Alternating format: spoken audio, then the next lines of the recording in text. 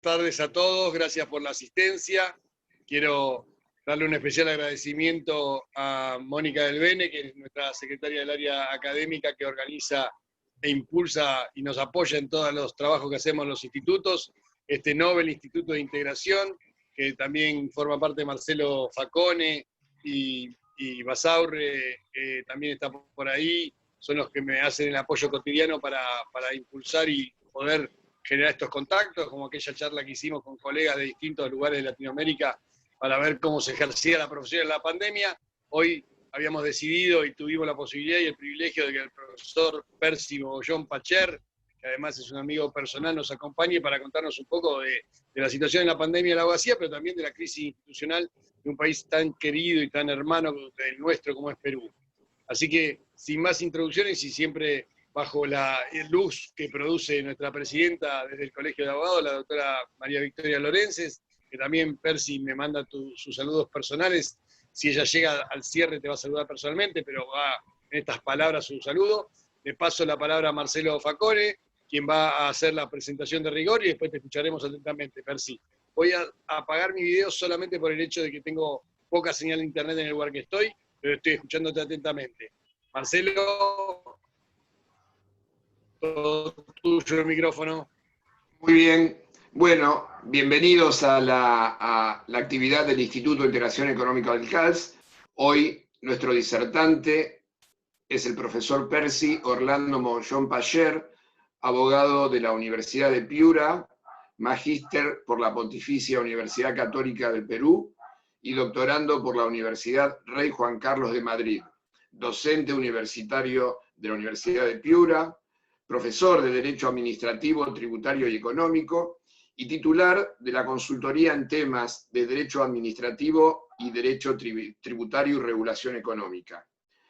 Bien, como hablamos con anterioridad con Percy, le comentaba que nuestra anterior actividad había tratado los efectos que había generado la pandemia en la región.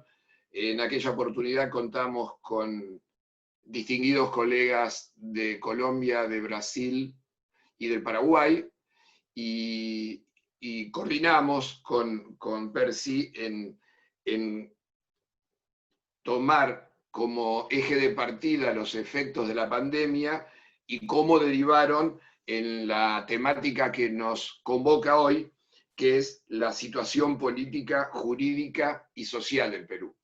Así que, bueno, profesor, lo escuchamos. Muchas gracias, Marcelo. Muchas gracias también a ti, Nacho, por la invitación. Honor que me hacen de poder participar en este evento. Un saludo a todas las autoridades, a todos los directivos del Colegio de Abogados de Lomas de Zamora. Y efectivamente, bueno, hemos estado viviendo o seguimos viviendo un periodo muy complicado con el tema de la pandemia. Creo que esto es una situación, un malestar general en todo el mundo. Bien, ya está la segunda ola que se ha cernido sobre Europa en concreto. Nosotros estamos esperando la segunda ola también, que creo que va a ser para nosotros como una especie de tsunami, pero ya el tsunami sanitario, porque el tsunami político lo hemos tenido, estamos saliendo del tsunami político, ¿no? Y por eso es que son, a mi modo de ver, un conjunto de diferentes aspectos que han entrado en crisis en nuestro país, ¿bien? El aspecto macro de la crisis sanitaria, que engloba precisamente al aspecto económico, al aspecto educativo, que han sido y al aspecto empresarial, que han sido los más golpeados en nuestro país. Y a esto se ha sumado precisamente la crisis jurídica y la crisis política. ¿Bien? Entonces, le comentaba a Marcelo que primero quería dar una idea para estar en consonancia con nuestros colegas que han venido conversando ya con ustedes respecto a cómo estamos con el estado de la crisis sanitaria, ¿no? Y el contexto que tenemos precisamente respecto de ello, ¿no? Entonces, la crisis sanitaria, malo que bueno, como comentaba en algún momento en las jornadas, se ha venido paliando la situación entre bastonazos dados por tuerto o por ciego, dependiendo del ministro de turno, pero de alguna manera hemos llegado a una especie de cierta meseta, ¿no? Estuvimos con puntos muy altos, puntos pico entre los meses de abril y mayo, en donde se produjeron precisamente los picos más altos de contagio y sobre todo de muertes, ¿bien? Nuestros hospitales totalmente sobrepasados en su capacidad, las clínicas también sobrepasadas. Tuvimos también un problema ahí que tuvo que ver con el tema del libre mercado, porque tuvimos dos problemas muy concretos. El primer problema concreto fue el tema del costo de las atenciones que cobraban las clínicas privadas para poder atender un paciente de COVID que no podía ser ya atendido en los hospitales públicos, que para empezar, el ingreso de un paciente para poder ser atendido, que llegaba en cuestión, en situación de emergencia, era, bueno, el costo era 20.000 soles, que al cambio podrían ser unos 5.000 o 6.000 dólares de depósito para poder ser atendido. Bien. Y diariamente el costo diario que agregaban las clínicas para poder atender a un paciente de COVID era de 7.000 soles a aproximadamente unos 2.100 dólares diarios para poder ser atendido, ¿no? Y esto era efectivamente, o lo asumías mediante una tarjeta de crédito o mediante depósito en efectivo. Ese fue el primer gran problema que terminó en una negociación y en un jaque, literalmente, de parte del entonces presidente de la República, Martín Vizcarra, con las clínicas privadas y amparándose en la Ley General de Salud, que evidentemente sustenta la necesidad de que el Ejecutivo y el Ministerio de Salud puedan poner condiciones claras cuando hay situaciones declaradas de emergencia sanitaria. Entonces, el problema era que la ratio de atención de un paciente en las clínicas superaba los 10, 20, 30, 40 días, dependiendo de la gravedad. Y por lo tanto, cuando el paciente era dado de alta, pues tenía una deuda exorbitante que en el promedio de los casos superaba los 100.000 o 200.000 soles, que estamos hablando alrededor de unos 20.000, 30.000 dólares, ¿no? Para un paciente promedio con un ingreso per cápita, que acá nosotros tenemos una remuneración mínima vital que no supera los 250 dólares mensuales, ¿bien? Entonces, es casi imposible de afrontar, ¿bien? Y el problema, pues, es que estamos frente a bienes jurídicos en donde la decisión de hacerse ver en una clínica privada porque el sector público ya no tiene de dónde atenderte, pues es simplemente decidir entre la vida y la muerte. Es decir, no estamos pues en una situación de mercado en donde el usuario puede decir, bueno, no me alcanza para ninguna de las opciones y por lo tanto puedo prescindir de adquirir ese bien porque, bueno, no me voy a morir si no adquiero ese bien. Acá la diferencia era entre la vida y la muerte. Es decir, si los familiares no hacían atender al paciente de COVID, simplemente era dejarlo morir. ¿Bien? Con lo cual, pues, estábamos ya frente a una situación en que se estaba vulnerando, pues, el bien supremo, el bien jurídico supremo, en este caso, la vida. Es por eso que de la negociación surgida entre el Ejecutivo y el sector privado de las clínicas, de las redes de clínicas, surgió, pues, un promedio en el cual acordaron que ninguna atención por parte de las clínicas iba a superar el costo de 55.000 soles, que a la sazón vendrían a ser unos 17.000 dólares al cambio, por todo concepto de atención para cualquier paciente de COVID. Ese fue un problema en cuanto al aspecto sanitario. El segundo problema que se presentó fue en cuanto al abastecimiento de medicamentos y de oxígeno. ¿Bien? Y ahí saltaron, primero respecto del oxígeno, dos problemas que veníamos arrastrando y que, bueno, la opinión pública no conocía. Había sido un tema de contratación estatal, que venía desde la época del gobierno, del segundo gobierno de Alan García, del extinto expresidente, en donde habían firmado contratos con dos proveedoras de oxígeno, dos empresas particulares proveedoras de oxígeno para toda la red de salud a nivel nacional. De tal manera que cuando comenzó a verse la necesidad de contar con más provisión de oxígeno, las empresas pequeñas, obviamente que eran empresas locales, en Lima, donde se avisoró más todo este problema, y que querían vender el oxígeno directamente a los establecimientos de salud. Se veían, el director del centro de salud, el director del hospital, se veía con esta imposibilidad de no poder contratar porque ya había un contrato de suministro suscrito entre el sector y con estas empresas para proveerlo, ¿no?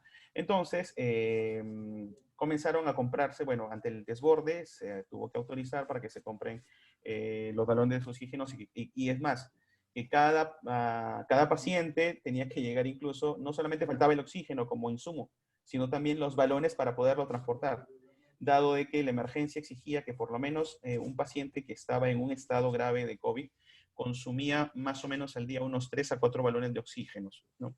Entonces, y el costo que también se desbordó por la especulación en que sobrepasaba, llegaron por ejemplo al cambio a unos 300, 400 dólares por balón diario, ¿bien? Entonces es ahí donde surge, pues, que de repente ustedes lo pueden haber visto de forma anecdótica, el llamado ángel del oxígeno, ¿no? Que, bueno, fue un empresario privado que puso el oxígeno a un precio para él, era el precio que a él señalaba que le correspondía, que era de 90 soles, aproximadamente unos 25 dólares, y lo siguió vendiendo a ese precio, pese a que la competencia había disparado los precios. Entonces, toda la demanda se concentró en este establecimiento, y bueno, luego de atender, de funcionar varias semanas con esto, se terminó contagiando el señor, el empresario, y falleció, lamentablemente. Pero bueno, eso sirvió de alguna forma para que se controlaran los precios en cuanto al insumo, en cuanto al oxígeno. Y bueno, también se tendió a la baja porque hubo una sensibilización del sector empresarial, en este caso con el tema del oxígeno. Y bueno, y luego vamos al tema de los medicamentos, a las farmacias, porque las redes de farmacias, acá hay dos redes de farmacias muy importantes que concentran más del 80% del mercado de farmacias, bajo diferentes nombres comerciales. Hicieron también especulación con los precios, medicamentos que normalmente no costaban más de un solo, es decir, 30 centavos de dólar, pues pasaron a costar 10 dólares, 20 dólares, incluso algunos medicamentos genéricos, incluso siendo genéricos, tuvieron un incremento del 500% en su precio. ¿Bien? Y aunado esto a la escasez, a la especulación, pues hacía prácticamente imposible el tratamiento oportuno de un paciente de COVID. ¿Bien? Entonces, también tuvo que intervenir, en este caso el Estado, para poder dictar medidas que efectivamente garanticen el acceso de la población en general, sobre todo de los sectores que no contaban con los recursos necesarios para poderse atender de la manera pronta y oportuna, sobre todo porque durante los primeros 90 días del manejo de la crisis sanitaria, hubieron muchos vaivenes en cuanto al protocolo sanitario a aplicarse. Tanto así que habían voces discordantes de las distintas regiones de salud, de los diferentes gobiernos regionales a nivel nacional. Entonces, habían, por ejemplo, un protocolo que aplicaban los médicos en la región de Piura, habían otros protocolos que aplicaban en Lima, otros que aplicaban en Lambayeque, porque estaban experimentando incluso con los dimes y diretes sobre lo que era el dióxido de cloro, sobre el tema de la ivermectina, sobre posiciones muy puntuales de determinados médicos que comenzaron a tratar con sus propios protocolos y experimentando con los pacientes para ver cuál daba resultado. ¿Bien? Entonces, aunado a eso, pues la crisis pues, se desbordó de esta manera, y es por eso que en un momento se nos disparó la cifra de contagios, la cifra de fallecidos incluso, y esto pues tuvo que tener una respuesta inmediata respecto de las compras que hacía en este caso el Estado, ¿no? Y sobre todo para las pruebas, ¿no? Las pruebas de detección del COVID, que estuvo, bueno, que en este momento están siendo cuestionadas la compra de pruebas rápidas que en ese momento se hicieron, pese a que todas las recomendaciones apuntaban a que se hiciesen las pruebas moleculares, que eran las que efectivamente daban un resultado mucho más certero del manejo, bueno, si un paciente estaba infectado con COVID, ¿no?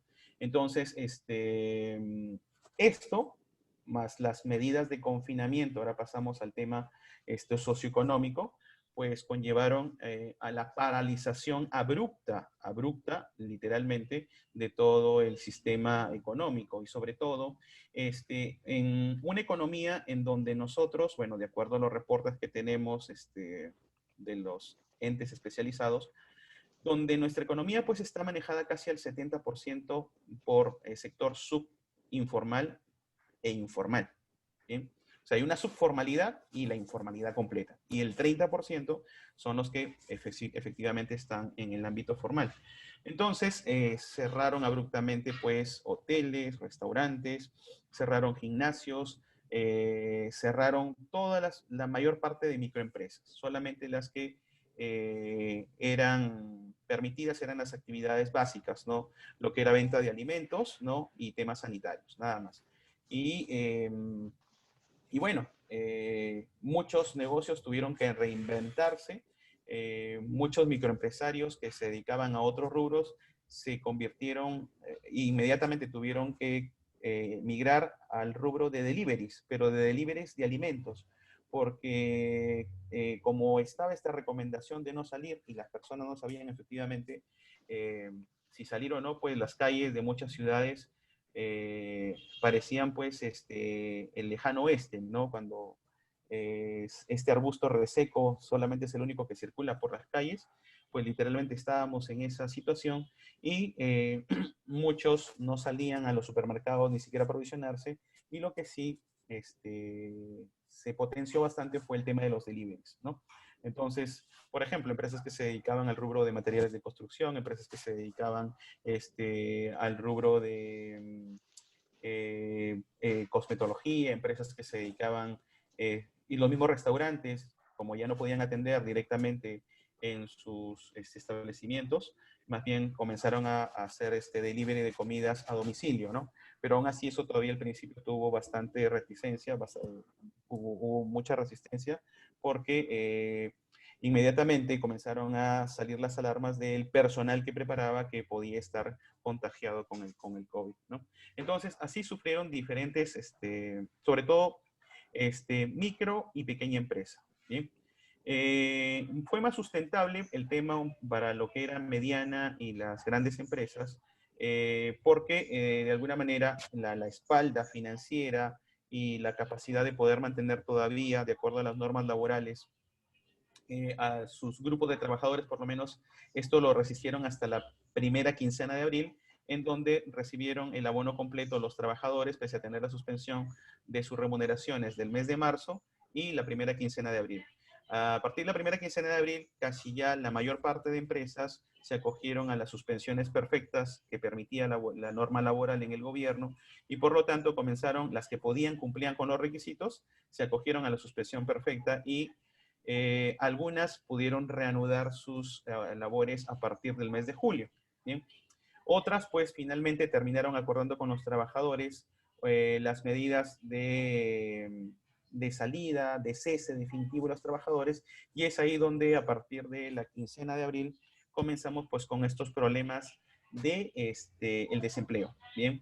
Y del desempleo por familias. Entonces, la cifra que más o menos en aquel tiempo estimaban era que alrededor de entre 5 a 6 millones de familias en el Perú iban a sufrir estos estragos del desempleo, ¿bien?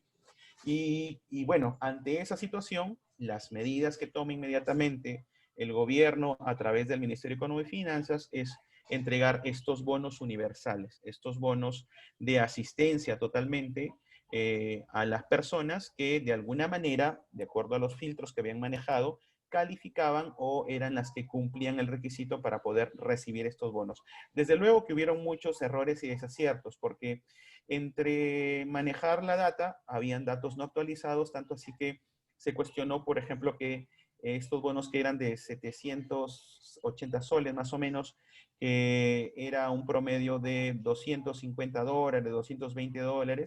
$220, pues aparecían personas fallecidas como beneficiarios, aparecían también familiares de autoridades, ¿no? Entonces, y eso fue un poco cuestionado, al margen que tampoco la logística para poder entregar los bonos era la idónea, porque esto conllevó y hay imágenes que se produjo una aglomeración total y la pugna ante la desesperación de aquel que había sido beneficiado, de poder acudir en masa multitudinaria, así como las marchas que ustedes han visto últimamente en nuestro país, a hacer fila, cola a los bancos para poder cobrar este monto. Yo personalmente he sido testigo desde el departamento en donde vivía que a eso de las 2 de la mañana escuchaba una conmoción afuera en la calle y veía pues que eran las personas que yo vivo pues a unas 7 cuadras de una oficina bancaria, 7 cuadras. Y desde ahí comenzaban ya a hacer cola fila desde las 2 de la mañana con su frazada, en fin, para poder llegar a las 9 de la mañana en que se aperturaba la oficina bancaria y poder cobrar el bono, ¿no? Esto se ha dado en 3 oportunidades, estaba en ciernes todavía hasta antes de la vacancia del expresidente Vizcarra, el otorgamiento de otro bono, bien, pero fueron las medidas que se adoptaron para poder paliar los efectos del desempleo inmediato que se generó con la suspensión de labores y con el cierre que ya se ha venido dando a partir del mes de septiembre en adelante. Ya incluso tenemos listas oficiales, incluso de cadenas de empresas que ya han publicado y han hecho conocimiento de su cierre definitivo de actividades. Bien. Entonces, esto obviamente va a seguir teniendo consecuencias. Esto no va a parar hasta, creemos, más o menos mediados del próximo año, en que de alguna manera puedan tener resultados las medidas de reactivación que otorgó el Ministerio de Economía, porque nuestra reactivación se dio en 4 fases, o se está dando en 4 fases, ¿no? Empezado en el mes de julio, incorporándose un grupo de empresas de sectores económicos, luego se dio un segundo grupo, luego ingresó un tercero, ahora estamos en la 4ª fase, en la cual ya incluso no están comprendidas todas las actividades todavía, porque ya hay marchas que con el nuevo presidente están reclamando, por ejemplo, el tema de los espectáculos artísticos, dado de que durante todos estos meses, pues, o sea, los artistas, los cantantes, los que estaban acostumbrados al tema de conciertos y todo esto, y también por ejemplo, los organizadores de eventos, ¿no? Por ejemplo, bodas, bautizos y todo esto están reclamando ya, y el sector turístico también está reclamando una mayor apertura, porque ya sostener desde marzo acá casi 8 o 9 meses de paralización, pues esto va a conllevar a un declive muy duro de más del 50% de esos sectores económicos en nuestro país. ¿Sí?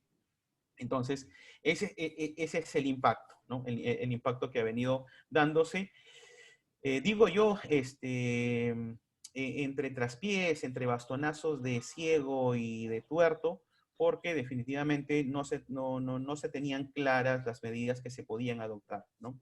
Pero por lo menos ha habido cierta uniformidad y consenso en el equipo ejecutivo de poder llevar adelante estas medidas, ¿no? Efectivamente, nadie, y esto es una opinión muy objetiva, en el sentido que creo que ni en Europa, ni acá en Latinoamérica, ni siquiera en los mismos Estados Unidos, se tiene claro todavía la forma de cómo manejar estos efectos, tanto económicos como el tema de la pandemia, ¿no?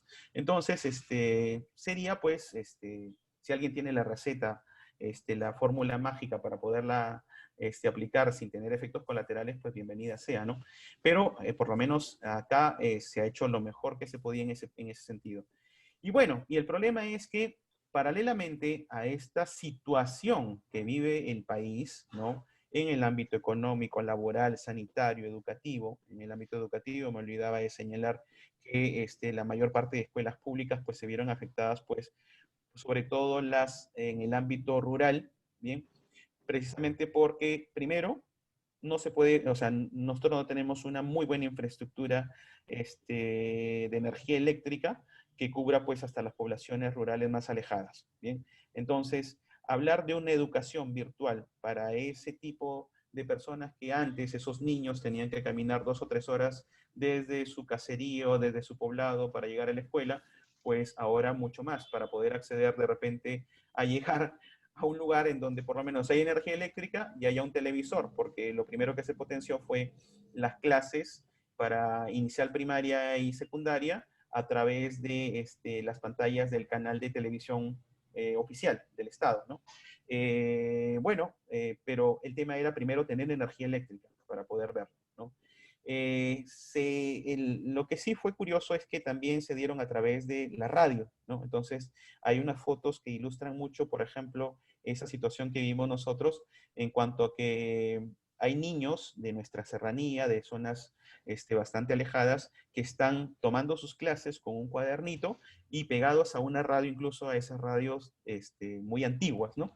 Entonces, y están pues tratando de seguir el hilo de la clase para poder pues tener los conocimientos que de alguna manera pues puedan, que les correspondían en este año, ¿no?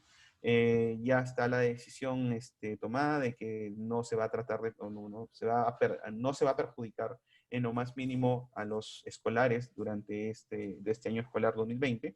Y bueno, ya están evaluando las medidas que se van a tomar durante el 2021, ¿no? Algunos ya están incluso promoviendo que haya semipresencialidad por tramos, ¿no? De alguna manera para que vaya volviendo un poco a la normalidad, porque el otro extremo es que también hay informes sobre la afectación del estado de salud de los niños y esta falta de socialización que es tan necesaria desde temprana edad para poder adquirir no solamente el tema de los conocimientos, sino otro tipo de habilidades que son necesarias para el desarrollo mental y emocional de los niños, ¿no? Entonces, bueno, pero dentro de todo este esquema, pues llueve sobre mojado, porque parece que la clase política seguía ensimismada dentro de en su lucha por el poder, ¿no? Y pues surgen estos intentos de vacancia con respecto del expresidente Martín Vizcarra. ¿Bien? Entonces, el tema es, pues, obviamente, aquí hay dos antecedentes, ¿no? Mejor dicho, hay dos partes del antecedente, ¿no? A mi modo de ver, una herida que no ha sido zanjada entre el Poder Legislativo y el Poder Ejecutivo en las últimas elecciones del 2016, en donde es de conocimiento mundial que desde aquella época hay un enfrentamiento entre ambos poderes del Estado en el Perú, entre Poder Ejecutivo y Poder Legislativo, tanto así que ahora sí, como un libro abierto, nos damos cuenta que es totalmente nocivo tener a un presidente sin bancada o a un presidente cuya bancada opositora pues, tiene la mayoría absoluta, ¿no? Y es más, una mayoría cualificada porque al tener más de los 2/3, pues pueden manejar el Parlamento a su antojo en detrimento de las minorías, ¿no? Entonces ahí hay un problema de una herida no cerrada desde las elecciones del 2016, ¿bien? Se consigue el primer objetivo, que es destituir, bueno, en este caso renunció el expresidente Pedro Pablo Kuczynski ante los visos no comprobados, porque todavía no hay sentencia y todavía está en investigación, todavía a nivel de Ministerio Público, esta carpeta fiscal de los actos de corrupción por la participación que podría haber tenido cuando no era presidente, sino que cuando fue ministro el expresidente Pedro Pablo Kuczynski, respecto de sus manejos con Odebrecht a través de First Capital y todo esto, lo obligan a renunciar. Entonces, ahí no hubo vacancia. Estaba en cierre la vacancia y lo obligan a renunciar. Pero el sucesor inmediato fue de su misma plancha presidencial, obviamente, no iba a tener el favor, ni tampoco iba a tener, de alguna manera, el visto bueno por parte del legislativo del expresidente Martín Vizcarra, que lo sucede, y bueno, empieza la siguiente fase para completar el periodo, ¿no?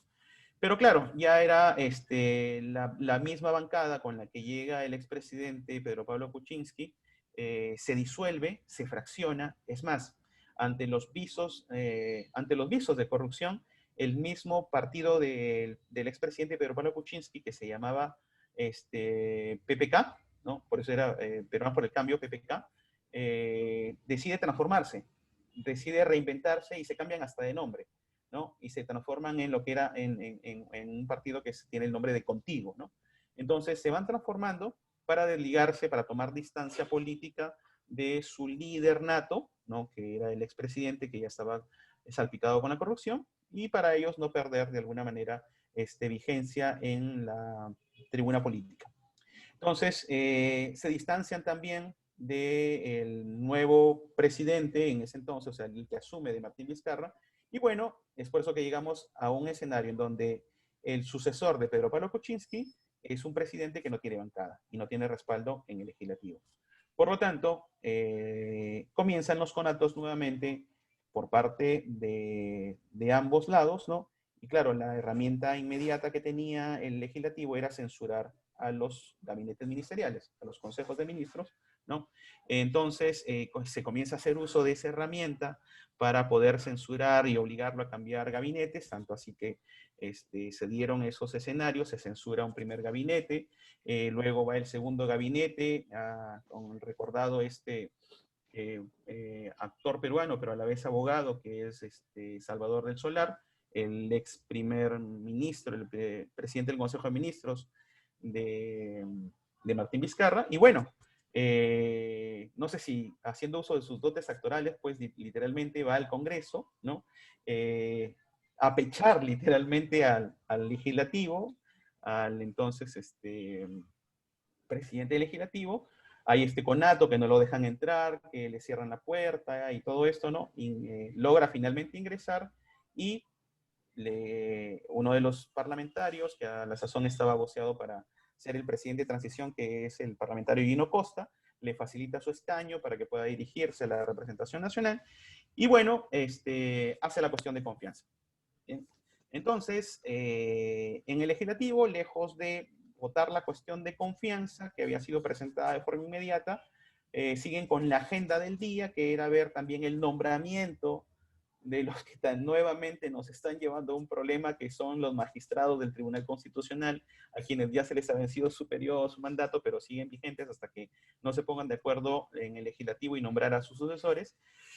Y bueno, siguen con la agenda y van relegando un poco el pedido, la moción esta que había hecho el presidente del Consejo de Ministros, Salvador del Solar. Y bueno, pasan las horas de la mañana, pasan las horas de la tarde, llega a las 5 de la tarde. Entonces se da ante la posibilidad de que se le niegue nuevamente la confianza al ministro. Entonces es donde el expresidente Martín Vizcarra, en una interpretación de la voluntad del Parlamento, se acoge a esa situación de no dar respuesta inmediata a la moción presentada, en este caso el pedido presentado por Salvador de Solar como presidente del Consejo de Ministros, y bueno, decide pues disolver el Congreso, ¿no? Estamos hablando más o menos de finales de octubre del año pasado, ¿no? Entonces, como el Congreso efectivamente ya desde buen tiempo atrás, desde los conatos, los pleitos que tenía PPK con el Congreso, literalmente dominado por el Partido Naranja, por Fuerza Popular, ya no era muy bien visto por la población, pues recibe inmediatamente la disolución del Congreso. Era un pedido que ya se había hecho plausible en las calles, por las marchas que habían hecho ya en aquel entonces algunos grupos, y pedían pues con pintas, pancartas y todo esto la disolución del Congreso, de tal manera que cuando Vizcarra disuelve el Congreso, pues fue aplaudido y contó con el apoyo mayoritario de la población, ¿no? Entonces, y bueno, no se entró tanto a la cuestión de que si era constitucional o inconstitucional, se plantearon las correspondientes demandas, ¿no? El presidente del Parlamento en ese entonces interpuso su demanda ante el Tribunal Constitucional, la cual fue desestimada. Entonces, bueno, pero ya se iba ahondando el resquebrajamiento aún más entre legislativo y ejecutivo, ¿no? Entonces, del mes de octubre hasta la convocatoria de elecciones, que fue en el mes de enero para elegir al nuevo Parlamento, pues ya prácticamente los partidos que conformaron el anterior Parlamento no tenían por así decirlo, la autoridad moral o la sangre en la cara para poder verse presentar a las elecciones. Y bueno, surgen partidos más pequeños, con mayor representación, e incluso resucitan partidos que estaban casi agonizantes desde hace más de 30 años atrás, ¿no? 30, 40 años, que desde el último presidente que lograron tener en el poder, que fue el arquitecto Fernando Belaúnde Terry, ya por 1980, cuando termina el periodo de nuestra dictadura, y bueno, ganan la mayoría, o sea, fueron fuerza fueron mayoría en estas elecciones, Acción Popular, conjuntamente con un outsider que nunca pensaron en la clase política, en esa minimización de sus rivales políticos, jamás pensaron que un partido como el Frente Popular llamado FRIPAC, ¿no? Que es de estas secta también de carácter religioso, ideológico, que son barbados y todo esto, ¿no? Tuviera mayoría en el Congreso, ¿no? Sin alusión personal, Marcelo, no te preocupes. No, no, No, por favor. La barba es mucho más larga, o sea, no. Por favor, por favor. No es porque yo sea lampiño, no para eso. No, Percy, por favor. Entonces, ellos pues fueron, son la nueva mayoría en el Congreso, y bueno, sigue el presidente sin bancada, el presidente Vizcarra, ninguno lo representaba a él, y a la sazón surgen pues también, no con la misma fuerza, pero también con bastante representación en el Congreso, pues el actual Partido Morado, que es el partido al cual pertenece nuestro nuevo presidente, ¿no? Entonces, pero ya se la tenían jurada pues a Vizcarra, ¿no? O sea, de alguna manera, el legislativo tiene que imponerse sobre el ejecutivo, ¿no? Entonces comenzaron a salir las carpetas, los audios de supuesta corrupción en que habría incurrido cuando fue gobernador regional de Moquegua, allá hace muchos años atrás, el presidente Vizcarra, lo vinculan con la contratación de cantautor, ¿no? Que el famoso Richard Swing, ¿no? Tristemente célebre, que fue contratado por el Ministerio de Cultura para que diera charlas de capacitación a todo el personal del Ministerio de Cultura, saltándose un poco el tema de las normas de los procesos de selección previstos en nuestra ley de contratación estatal, y bueno, le dieron varias contrataciones, bajando la valla de contratación para hacerlas de forma directa, y pues eso sumó más o menos unos 775,000 soles, ¿no? A la sazón pues tendrían a ser como unos $60,000, $70,000, ¿no? Y bueno, pero el trasfondo era que aparentemente este señor había hecho mucha publicidad de su amistad con el presidente. Entonces, y el presidente comete el error de negar que no lo conocía, o sea, de negar que lo conocían. Entonces comienzan a saltar los reporteros, la prensa, los audios, las fotos que tenía con él, de alguna manera los tratos o la vinculación que habían tenido de hace tiempo, ¿no? Y bueno, ya incluso las visitas que había tenido a Palacio, porque se empezaron también a negar las visitas a Palacio, surge el registro de que efectivamente el señor había ido a Palacio, surge el problema esto dentro del entorno del presidente, en donde la secretaria de confianza filtra los audios, se queja de él, la despiden, hay todo este problema. Luego, entonces, cuando comienza a salir todo esto, esto es aprovechado nuevamente por el Parlamento. ¿Bien? Y el Parlamento, pues, a la sazón, por nuestro excontralor, que a la sazón tiene como 39 denuncias penales por corrupción, fíjense, ha sido nuestro contralor, es presidente de la Comisión de Fiscalización del Parlamento, pero él solito soporta 39 denuncias por corrupción. Entonces, algo no hace match aquí, ¿no? O sea, pongo al investigado, al que fue contralor, que supone que es la reserva moral del país para controlar los actos de corrupción de los funcionarios. Lo pongo como jefe, como presidente de la Comisión de Fiscalización del Parlamento, ¿no? Pero a la vez él mismo es investigado por 39 delitos de corrupción. Entonces, ahí hay algo que no cuadra, ¿no? Entonces, este señor, pues, coge estas denuncias, le llegan los audios, los presenta entre gallos y medianoches en una sesión del Parlamento, se los alcanza a este señor, nuestro presidente Manuel Merino de Lama, tristemente célebre, ¿no? Tipo Pipino el Breve, ¿bien? Pero en fin, se los alcanza en una sesión del Parlamento y bueno, comienza el primer intento de vacancia contra el expresidente Vizcarra, ¿no? Entonces luego ya vienen las investigaciones, viene la presión mediática, viene la prensa, se comienzan a desdecir, comienzan a contradecirse quienes aparecían en los audios. Incluso en este audio aparecía este famoso señor Richard Swing, que luego dijo que él había dicho lo que había dicho en esos audios porque sabía que lo estaban grabando y para darles material, darles comidilla a la prensa, había dicho lo que había dicho. Entonces, con lo cual, de alguna manera ya él mismo desacreditaba su propia versión, ¿no? Luego vienen los peritos, hacen las pruebas audiométricas y todo esto para verificar si no eran audios montados y todo esto. Entonces, y entre en ese interín, pues, el ex presidente del Congreso y ex presidente de la República también, en ese entonces, Manuel Merino de Lama, pues, comete, o sea, no quiero dudar de su buena intención, pero no habiéndose planteado la vacancia todavía, ni siquiera en el Congreso, hace una llamada a todos los jefes de las Fuerzas Armadas para pedirles tranquilidad. Entonces, la pregunta era, si todavía ni siquiera en el Parlamento estaba planteada la vacancia del presidente, ¿por qué le pides tranquilidad a los jefes del Comando Conjunto de las Fuerzas Armadas? ¿No? Entonces, es como que si dijeran, muchachos, tranquilos, que de aquí cuando yo pida la vacancia, ustedes no me vayan a hacer bochinche, no se vayan a sublevar, porque la vacancia es constitucional.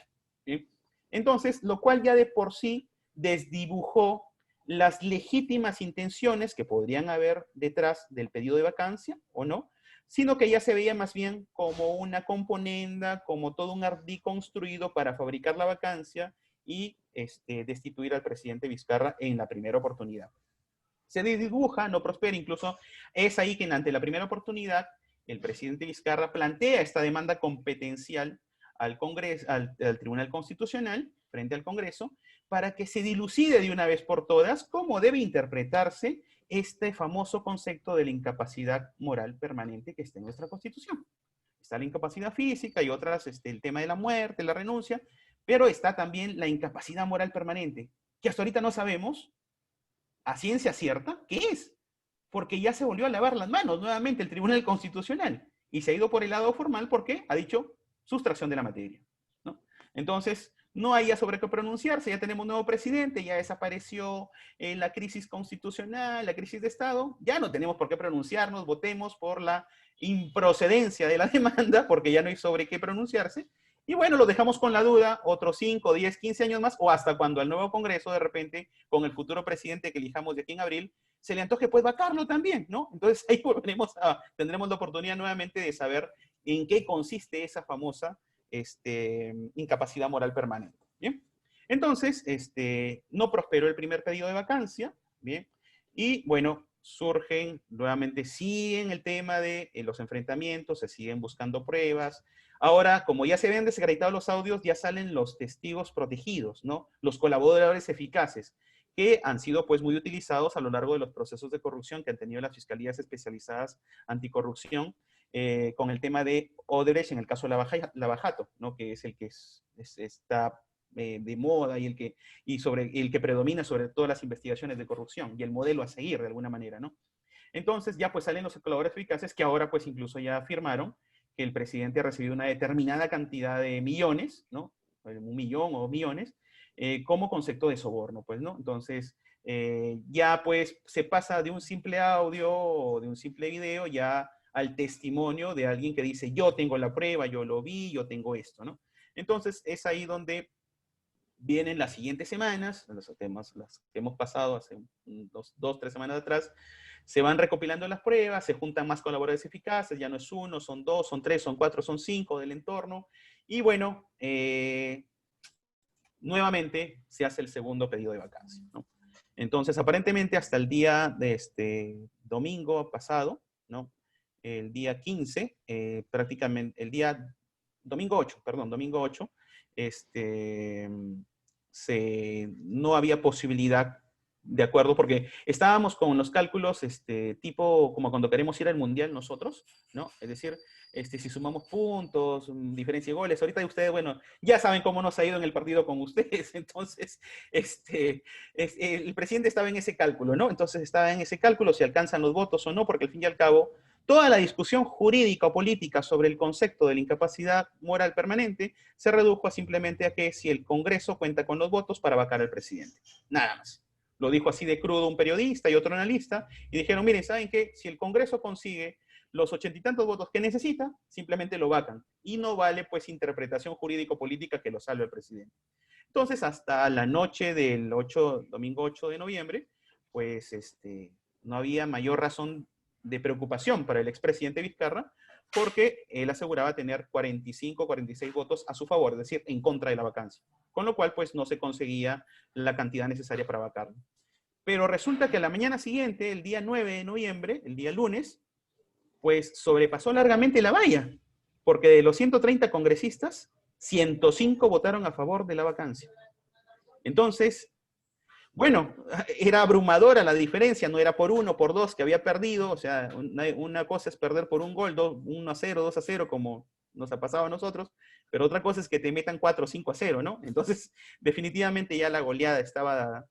Y bueno, la suerte del presidente, el expresidente Vizcarra echada por la noche, tanto así que sale a su mensaje, muy conciliador, él acata el tema de la decisión del Parlamento, bien, obviamente, y bueno, se retira y es donde esa misma noche comienza la efervescencia, pero política, pero en las calles, en el ámbito popular, el pueblo, bien. Y es que como después, o sea, como lo fueron diciendo a lo largo de la semana que tuvimos, la efervescencia no era tanto porque yo soy Vizcarra lover, o porque no me gusta, o porque soy antimerino, ¿no? El tema es que mucha gente no quería la vacancia porque, es decir, decía, ya estamos a 5 meses, un poco más, un poco menos, de votar al nuevo presidente. Bien, primero. Entonces, tenemos una crisis sanitaria, tenemos una crisis económica, que malo que bueno se ha ido paliando, y todavía de afuera, porque hay información de afuera, en que todavía el Perú pues tiene todavía cifras en azul que le pueden seguir, ayudar, ¿no? Y seguir ayudando para paliar por lo menos otro año más de este problema de la pandemia, ¿no? O sea, alguien debe haber hecho bien su chamba como ministro de Economía, que todavía tenemos, según se dice, espalda económica, respaldo, ¿no? Entonces, pero el tema era, no, no respaldo yo la vacancia, ¿no?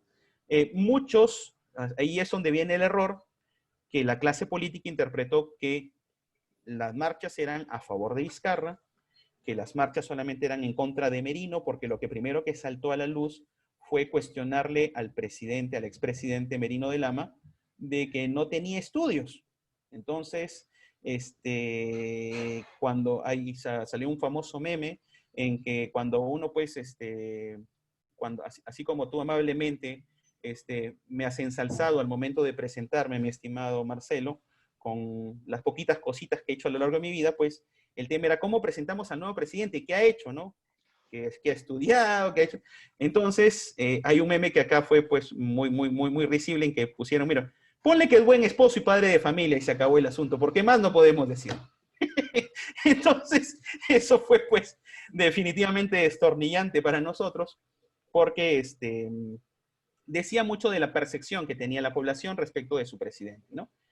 Y el otro punto fue que en realidad no fueron partidos políticos, no fueron agrupaciones, no fueron frentes, no fueron los tradicionales trabajadores laborales de la CGTP, de los que siempre marchan, a quienes siempre se les asocia las movilizaciones sociales, sino que esta vez, o sea, nos duele o no, fueron los universitarios. O sea, la gente, o sea, nuestros peruanos que van a dar la talla de aquí en 5, 10, 15, 20 años y a quienes les vamos a dejar lo que estemos haciendo ahora. Entonces, de alguna manera, los chicos decían, oye, yo estoy peleando por mi futuro, estoy peleando por mi Perú, o sea, estoy peleando porque en este momento estoy estudiando medicina, estoy estudiando derecho, estoy estudiando ingeniería, estoy estudiando esto, ¿y qué país me vas a dejar? ¿O con qué crisis me vas a dejar? Y esto no te lo voy a dejar en tus manos, de alguna manera. Yo no quiero que destruyas mi futuro. Esa era la lectura.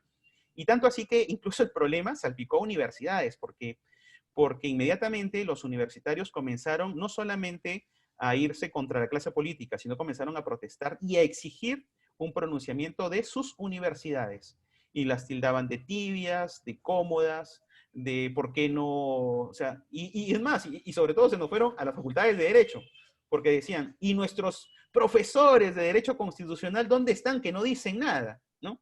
Porque claro, o sea, una cosa es ver, obviamente, acá dicen en la prensa mermelera, que sacan unos canales a favor de una postura, otros canales a favor de otra postura, obviamente distinguidos constitucionalistas, pero cada uno echando agua para su molino, obviamente, ¿no?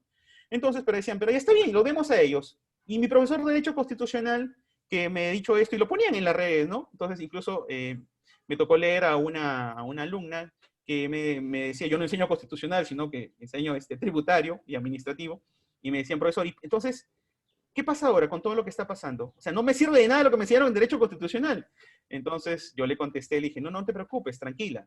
Más bien, lo que está pasando aquí, creo a mi juicio, que es la mejor lección de Derecho Constitucional que estás viviendo. ¿Por qué? Porque se han hecho uso de todos los instrumentos de control del poder político que tiene nuestra Constitución.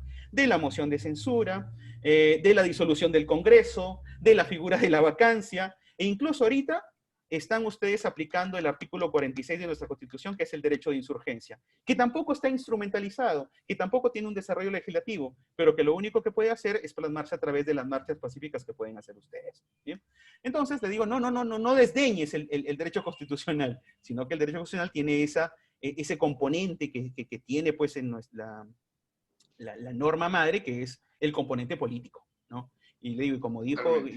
Y yo le digo, como me dijo un muy buen amigo constitucionalista, me dice, esto podría haberse zanjado y evitar todas estas marchas si es que el Tribunal Constitucional hubiese ya dado una definición al respecto, ¿no? Y me dijo, pero el problema del Tribunal Constitucional peruano es que resuelve problemas políticos con criterios jurídicos y viceversa, y problemas jurídicos con criterios políticos. Y cuando comienza a hacer el cruce en las cosas, es donde viene el problema después que tenemos nosotros, ¿no? Entonces, pensaba, escuchándote, Percy, todas las cuestiones, las similitudes y las cuestiones concurrentes que nos afectan a toda América Latina. Te comentaba anteriormente que en la charla anterior, todas estas cuestiones que fuiste desarrollando tan claramente son cuestiones comunes. Esto está pasando acá, está pasando en Colombia, está pasando.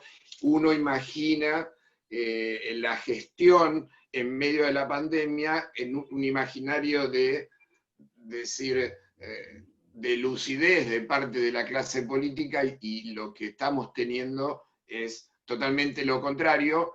Muy bien describís que, gracias a Dios, fuimos encontrando los remedios constitucionales a los bastonazos, como decís. Pero quizás en otra época hubiésemos derivado en una interrupción constitucional. Con lo que en ese aspecto vamos mejorando, ¿sí? El sistema está dando respuestas dentro del contexto que nos aglutina, ¿no? No tenemos que olvidar que somos América Latina con todas nuestras particularidades, ¿no? Es brillante tu descripción, y lo lamentable es que en medio de una pandemia lo ideal hubiese sido que todas estas crisis socioeconómicas o políticas hubiesen sido de un contenido un poco menor. Eso hubiese sido lo ideal. Pero si no, no seríamos Perú y la Argentina. Seríamos quizás Finlandia y Noruega, ¿no? Con lo que es medio difícil. Y en este contexto que también describiste, el ejercicio profesional, ¿no? Estamos dentro de la órbita del Colegio de Abogados, y te quería consultar, como para ir cerrando, el ejercicio profesional. ¿Cómo se llevó a cabo? Nos trató a los colegas peruanos? Mira, fue el ejercicio, ¿no? Profesional, sí, exactamente. Mira, del 15, luego del 15 de marzo, en que se hace el corte abrupto de todas las actividades, pues hubieron dos bloques muy marcados en cuanto al ejercicio. Aquellos que litigaban presencialmente en los tribunales a nivel nacional, y aquellos que hacemos consultoría, ¿bien? Entonces, gracias a Dios, a los que hacemos consultoría no nos fue muy mal, ¿no? ¿Por qué? Porque de alguna manera al poder recurrir a la actividad a través de estos medios que nos estamos comunicando, las consultorías no sufrieron mucho, ¿bien? Pero el tema de la litigación presencial en los tribunales sí sufrió bastante, a tal punto que varios de mis colegas tuvieron que cerrar sus estudios, ¿bien? Y solamente sostenerse los que tenían la suerte de tener cuentas de clientes mensualmente, todavía pudieron sostenerse un tiempo y bueno, cesaron los pagos por un par de meses nada más, pero luego a partir del mes de agosto volvieron a recuperar sus cuentas y se reactivaron. Pero sí, tuvieron que despedir personal, tuvieron que despedir practicantes, ellos mismos tuvieron que ajustarse el cinturón porque no había forma de poder seguir con la litigación. Ahora, eso es por un lado. Por otro lado, está el tema de que nuestros juzgados, nuestras mesas de partes, como tales, no están preparados para un expediente judicial electrónico. Bien, entonces, a tal punto que pues acá sigue, y debe ser seguro también similar allá, con la presentación física, con la recepción manual, y con que luego el expediente, las piezas procesales que tú presentas se cosen al expediente. Entonces todavía estamos con la época de surcir el expediente con tu aguja, con tu hilo pabilo. Entonces, obviamente que pues, y claro, al ser la disposición del Ministerio de Justicia que no hubiese atención presencial por ningún lado, recién después de más o menos 30 días, 30, 45 días, recién el ministerio comenzó a acoplarse, por lo menos a crear mesa de partes virtuales, pero ni siquiera a través de una plataforma.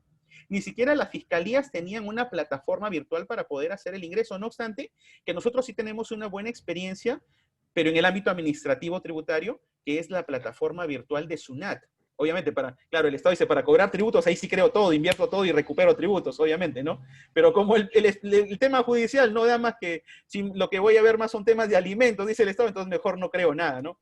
Entonces, nosotros tenemos ya la experiencia, hay expertise de crear plataformas para poder generar trámites a través de procedimientos electrónicos, pero el Poder Judicial y el Ministerio Público no tenían esa plataforma. Entonces, lo más rápido que se les ocurrió fue crear correos institucionales y publicar en su página web que cualquier denuncia o demanda que se quisiera interponer tenía que remitirse a la siguiente lista de correos electrónicos dependiendo de su jurisdicción territorial. Así de simple. Pero eso fue mes y medio después. ¿Bien? Por lo tanto, ese mes y medio, sí, literalmente, los colegas tuvieron que variar el giro del negocio, o sea, literalmente. Se dedicaron a hacer otras cosas que no son jurídicas. ¿Por qué? Porque el tema de los ingresos falló. Y como falló, necesariamente tenían que llevar pues el sustento a sus hogares, ¿no? Y eso fue lo que pasó. Ahora, el otro problema también es que a diferencia suya, no lo sé, pero no hemos tenido un apoyo real de parte de nuestros colegios de abogados. Ojo, no hubo un pronunciamiento, no hubieron medidas paliativas, hubieron esfuerzos aislados de algunos miembros que conformaban en la directiva del Colegio de Abogados, por ejemplo, concertar con alguna empresa para atenciones médicas, para descuentos, para una especie de tarjeta que te identifique a ti como miembro del colegio y por eso puedas tener un descuento, qué sé yo, en una farmacia, en una óptica, pero fueron esfuerzos aislados. No fue, en el caso nuestro, por el contrario, te diré. Vos sabés, Percy, cómo es nuestro sistema de colegiación. En el caso de la provincia de Buenos Aires somos 18 colegios departamentales y después la ciudad de Buenos Aires tiene el propio. Hubo una presencia importante y permanente de los colegios presionando sobre la administración y sobre el ámbito judicial para facilitar todo este tipo de herramientas de firma digital, de transmisión de cédulas electrónicas. La verdad que en ese aspecto, y nosotros en el de Loma de Zamora, tan próximo al departamento judicial, te digo que fue muy bueno el trabajo realizado por el colegio porque hubo respuesta inmediata. De lo contrario hubiese sido bastante grave, y también así en la Ciudad de Buenos Aires. Así que, Percy, agradecerte la claridad de conceptos, la brillante descripción que hiciste cronológica en cuanto a los efectos y las consecuencias de la pandemia, la crisis social y política, que como en toda América Latina está a la vuelta de la esquina y son tan comunes a todos, y no basta mirar Brasil o basta mirarnos a nosotros mismos, y la descripción de la situación profesional que más o menos siempre es común en estos casos, que nos compete a todos los colegas. Así que te liberamos y te agradecemos. Tu intervención fue brillante y muy ilustrativa para nosotros dentro de este esquema del Instituto de Integración Económica, con una lógica tan parecida entre los países hermanos. Muchas gracias, Marcelo. Una vez más, agradecerte a ti, agradecer a los directivos, agradecer a Nacho, y pues que en la medida de lo posible yo siempre estaré a disposición de ustedes para tratar cualquier tema que sea relevante, de interés para todos nosotros, y sin más, ¿no? Incluso hasta de repente para nuestro reencuentro presencial y poder compartir ya en directo las experiencias. Muchas gracias, Marcelo. Así será. Gracias, Percy. Gracias, Mónica, a las autoridades del colegio, y gracias a todos los participantes por haber estado en esta tan brillante exposición del profesor Percy Mogollón. Gracias a todos y buenas tardes. Hasta luego, Mónica.